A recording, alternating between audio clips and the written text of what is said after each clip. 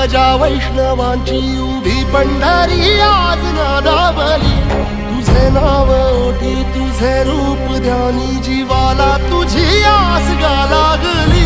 जरी बाप साऱ्या जगाचा परी तू आम्हाले कराची विठू माऊली।